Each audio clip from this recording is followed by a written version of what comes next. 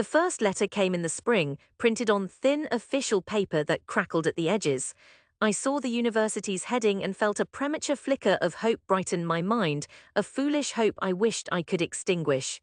At the bottom, in clipped language, the committee explained my work did not meet their standards. Impractical ambitions, it said. I was not angry, I was embarrassed. I'd poured months into my application, writing a 10-page pitch for an investigative student project on government corruption here in Curitiba. I thought my ideas burned with importance. The committee thought them naive. I left the administration building by Rua XV.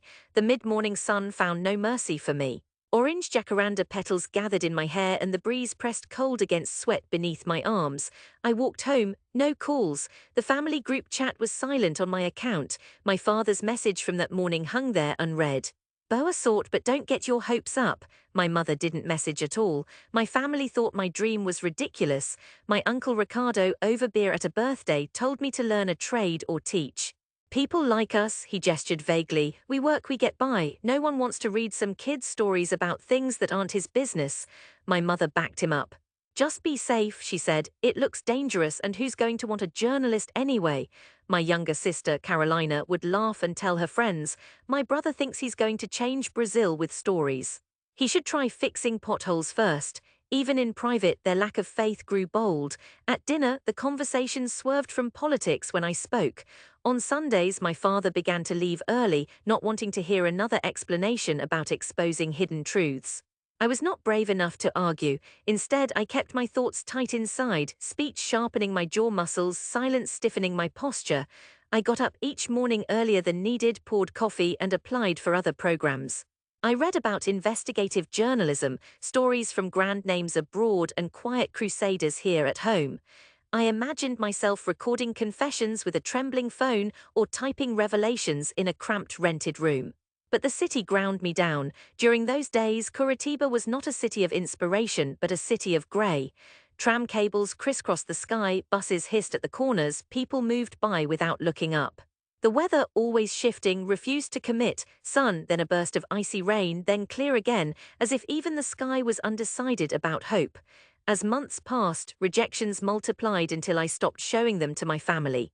I took data entry jobs, inputting endless columns of sales numbers for a metal wholesaler. The office hummed with fluorescent boredom, and my manager made it worse by reminding me with pity that everyone had to start somewhere. I started to believe maybe I wasn't special after all. But inside me, something old and stubborn didn't die. It lived in the quiet anger I felt when I saw politicians on TV lying brightly, or when I watched neighbors lose homes and heard nothing about why. I didn't want to be famous, not really, but I wanted work that made people look up and insist this matters. In the evenings, I wrote small stories for myself, then for courage, sent them to local blogs and tiny magazines. Nothing landed for almost a year. Then a strange message from a journalism student group on Facebook. They noticed my piece about an illegal dumping site near the Atuba River. Would I join them for a story on housing displacement? I skipped out on a shift at the warehouse and met them behind the university library.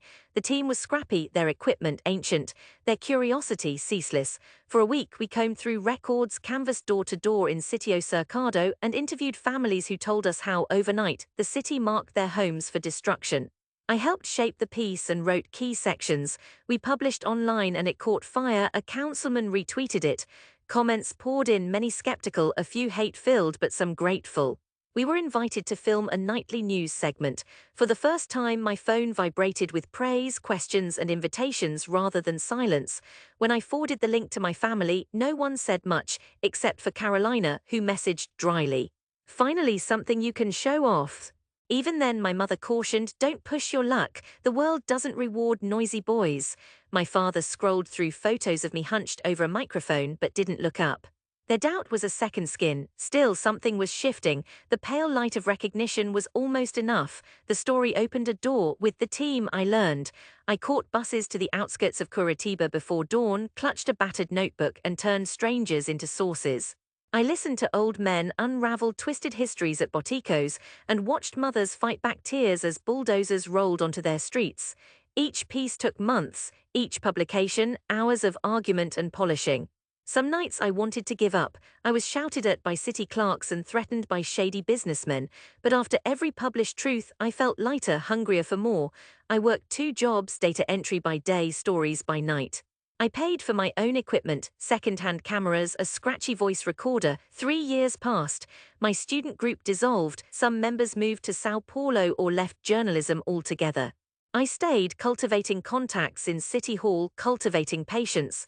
It was only when I uncovered evidence of a major bribery scheme, quiet money moving between the city's bus company and council members, that everything changed. A shivering January afternoon had me waiting behind black glass office buildings, tailing a man known on the street as the Fixer. Someone tipped me off. He'd meet a council aide at an empty cafe. I practiced questions in my head and swallowed down nerves. For an hour I just watched, fingers numb. I caught them on tape, voices low, exchanging envelopes and words, as agreed.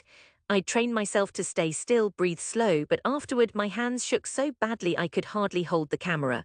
The reporting nearly fell apart. Threats came, offers to buy silence, and one night I found my apartment door pried open, my things scattered but nothing taken.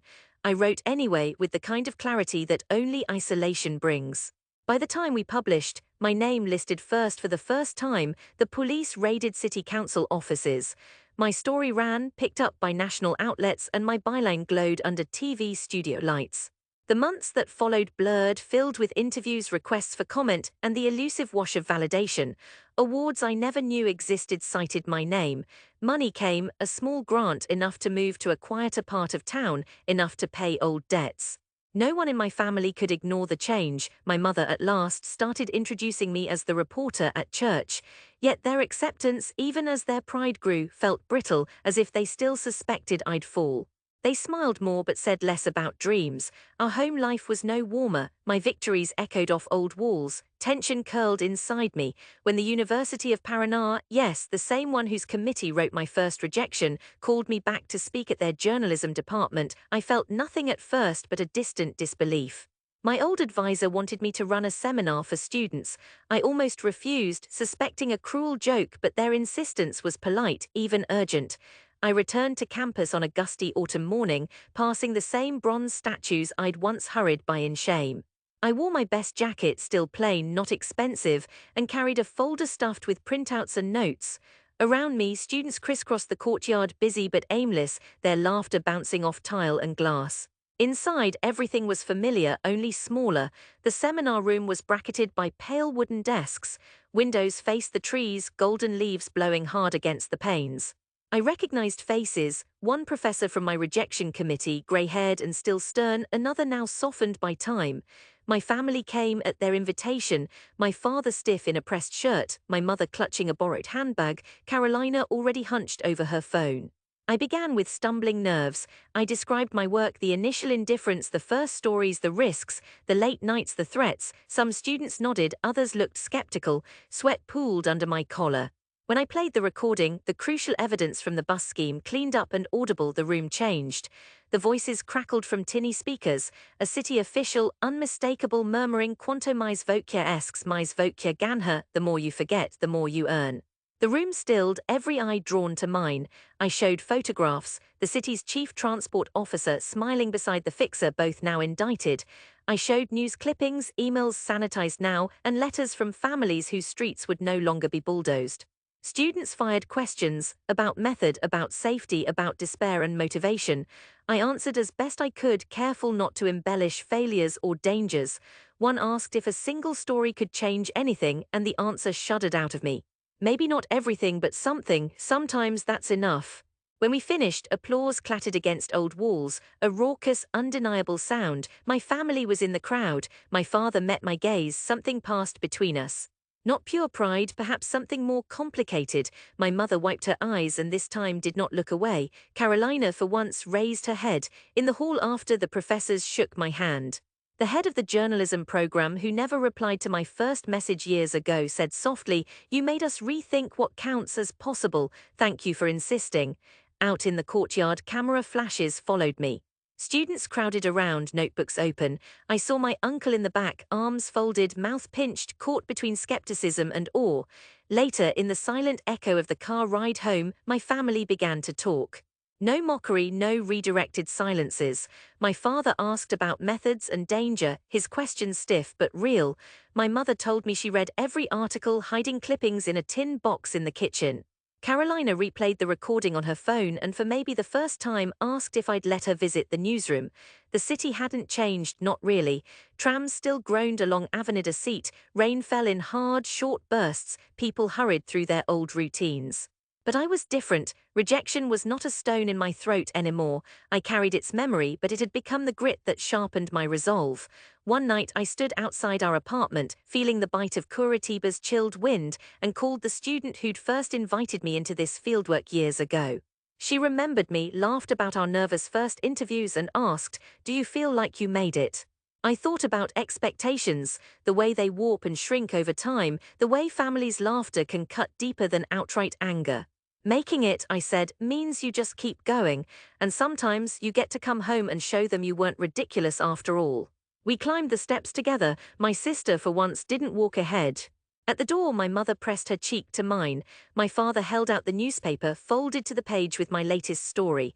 For a fragile second, I let myself be known not as the joke or the dreamer, but as someone who had come back bearing proof, finished, battered, but finally seen.